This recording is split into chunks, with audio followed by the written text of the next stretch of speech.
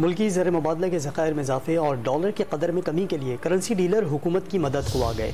Exchange companies ایسوسی ایشن of Pakistan کے چیئرمین ملک بوستان کی قیادت میں وفد نے وفاقی وزیر خزانہ اسحاق ڈار سے ملاقات کر کے بیرون ملک مقیم پاکستانیوں سے ڈالر اکٹھے کرنے کی پیشکش کر دی۔ ملک بوستان نے بتایا کہ ایکسچینج کمپنیز ایسوسی ایشن مارکیٹ میں ڈالر کی سپلائی میں اضافہ اور بلیک مارکیٹ کا خاتمہ کرے گی۔ ملاقات میں حوالہ ہنڈی کی حوصلہ شکنی کے لیے ملک سے باہر رقوم بھیجنے والوں کے نام بھی ایف آئی آر میں شامل کرنے کا فیصلہ ہوا۔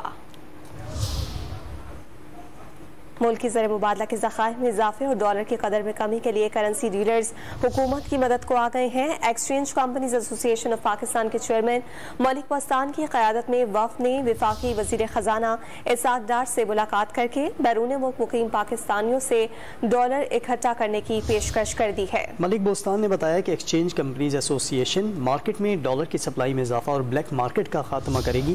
ملاقات میں حوالہ ہنڈی کی حوصلہ شکنی کے لیے ملک سے باہر رقوم بھیجنے والوں کے نام بھی ایف آئی آر میں شامل کرنے کا فیصلہ کیا گیا ہے۔ ملکی زر مبادلہ کے ذخائر میں اضافے کے لیے کرنسی ڈیلرز مدد کو آ گئے۔